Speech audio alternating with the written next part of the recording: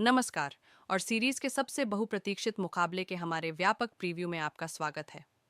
खेल के दो दिग्गजों भारत और दक्षिण अफ्रीका के बीच तीसरा T20 इंटरनेशनल 5 मैचों की यह सीरीज अभी नाजुक मोड़ पर खड़ी है और दोनों टीमें एक एक जीत के साथ बराबरी पर हैं। भारत ने पहले मैच में शानदार प्रदर्शन किया, लेकिन दक्षिण अफ्रीका ने दूसरे T20I में जबरदस्त वापसी की और 213 रनों का विशाल स्कोर खड़ा किया, जो मेजबानों के लिए बहुत भारी साबित हुआ। इस रविवार 14 दिसंबर को यह रोमांच धर्मशाला के Himachal Pradesh cricket association stadium की खूबसूरत मगर चुनौतीपूर्ण वादियों में पहुंच रहा है। यह सिर्फ एक मैच नहीं है, यह सीरीज में 2-1 की महत्वपूर्ण बढ़त हासिल करने की जंग है। जीतने वाले के लिए यह सीरीज अपने नाम करने की दिशा में एक बड़ा कदम होगा। हारने वाले के लिए भारी दबाव के बीच अपनी रणनीति पर फिर से काम करने का समय होगा। दांव बहुत ऊंचे हैं, क्योंकि दुनिया के बेहतरीन T20 खिलाड़ी क्रिकेट के सबसे खूबसूरत मैदानों में से एक पर आमने सामने होंगे। यह मैदान HPCA स्टेडियम खुद इस मुकाबले का एक अहम किरदार है। धौलाधार पर्वत श्रृंखला की ऊंचाई पर स्थित होने के कारण यहाँ की आबोहवा खेल में अनोखी परिस्थितियां पैदा करती है। इतिहास गवाह है कि यहाँ की पिच तेज गेंदबाजों पेसर्स की मददगार रही है, जहां उन्हें अच्छा उछाल, बाउंस और गति कैरी मिलती है, जिसे तेज गेंदबाज बेहद पसंद करते हैं। T20 में यहाँ पहली पारी का औसत स्कोर ऊपर की ओर जा रहा है। हालिया घरेलू और अंतर्राष्ट्रीय मैचों में स्कोर 190 से 200 की रेंज में देखे गए हैं। इससे यह साबित होता है कि भले ही तेज गेंदबाजों के लिए मदद है, लेकिन एक बार नई गेंद की चमक फीकी पड़ने के बाद यह पिच बड़े शॉट्स लगाने के लिए काफ़ी सपाट हो जाती है। सबसे महत्वपूर्ण रणनीतिक पहलू ऑस डीयू होगा। मैच शाम 7 बजे IST शुरू हो रहा है और दिसंबर की ठंड और पहाड़ी इलाका होने के कारण दूसरी पारी में आउटफील्ड गीली होने की पूरी संभावना है। इससे स्पिनरों और तेज गेंदबाजों दोनों के लिए सफ़ेद गेंद को ग्रिप करना मुश्किल हो जाएगा, जो लक्ष्य का पीछा करने वाली चेसिंग टीम के लिए बहुत फ़ायदेमंद होगा। इसलिए उम्मीद यही है कि टॉस जीतने वाला कप्तान निश्चित रूप से पहले गेंदबाजी करने का फैसला करेगा, ताकि ओस गिरने से पहले तेज गेंदबाजी के लिए मददगार परिस्थितियों का फायदा उठाया जा सके। टीम इंडिया के लिए दूसरे T20I की हार ने कुछ कमजोरियों को उजागर किया है। टॉप ऑर्डर शीर्ष क्रम की स्थिरता सबसे बड़ा सवाल है। कप्तान सूर्यकुमार यादव और उप कप्तान शुभमन गिल पिछले 2 मैचों में बड़ा स्कोर बनाने के लिए संघर्ष करते दिखे हैं। भारत अपने सबसे प्रभावशाली बल्लेबाजों के सस्ते में आउट होने का जोखिम नहीं उठा सकता, क्योंकि इससे मध्य क्रम मिडिल ऑर्डर पर रन बनाने का दबाव बढ़ जाता है। सभी की निगाहें इस बात पर होंगी कि क्या टीम मैनेजमेंट फॉर्म में चल रहे संजू सैमसन को बतौर ओपनर लाता है, शायद गिल की जगह, ताकि शुरुआत में स्थिरता और स्ट्राइक रेट दोनों बेहतर हो सकें।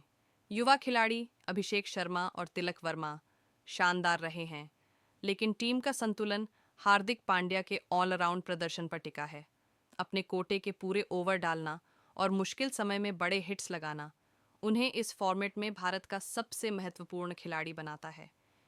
गेंदबाजी आक्रमण में जसप्रीत बुमराह और अर्शदीप सिंह अहम होंगे। उन्हें नई गेंद की स्विंग का पूरा फायदा उठाना होगा और डेथ ओवर्स अंतिम ओवरों में सटीक यॉर्कर डालने होंगे, ताकि वे प्रोटियाज, दक्षिण अफ्रीका के पावर हिटर्स और चुनौतीपूर्ण ओस दोनों का सामना कर सकें। दक्षिण अफ्रीकी तूफान को रोकने के लिए भारत को अपना सर्वश्रेष्ठ प्रदर्शन देना होगा। दक्षिण अफ्रीका अपनी एकतरफा जीत के बाद पूरे जोश और मजबूत मनोबल के साथ धर्मशाला में उतर रहा है। क्विंटन डी कॉक की फॉर्म में वापसी, जिन्होंने सिर्फ 46 गेंदों में शानदार 90 रन बनाए, टीम के लिए एक बड़ा प्लस पॉइंट है। उन्हें भारत के खिलाफ खेलना बहुत पसंद है और मेज़बानों के लिए उनका विकेट लेना शुरुआत में सबसे ज़रूरी होगा। प्रोटियाज की बल्लेबाजी की ताकत उनके पावर पैक्ड मिडिल ऑर्डर में है। हेनरिक क्लासन और डेविड मिलर, ये दोनों ही तेज़ गेंदबाजी के खिलाफ ज़बरदस्त हिटर्स हैं और भारत के स्पिनरों को भी बेरहमी से निशाना बना सकते हैं।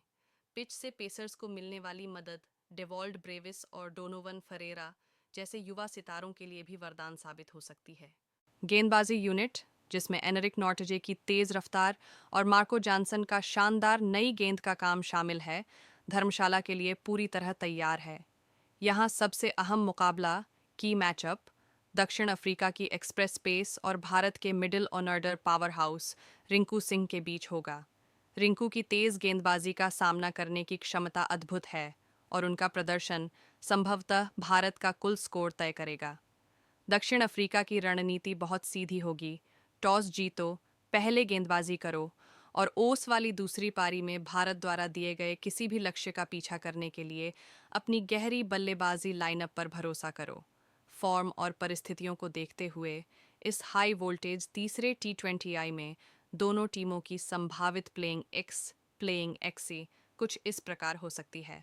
भारत की संभावित एने अभिषेक शर्मा, संजू सैमसन या शुभमन गिल, तिलक वर्मा, सूर्य कुमार यादव, कप्तान, रिंकू सिंह, हार्दिक पांड्या, अक्षर पटेल, जितेश शर्मा, विकेटकीपर, वरुण चक्रवर्ती, अर्शदीप सिंह, जसप्रीत बुमराह।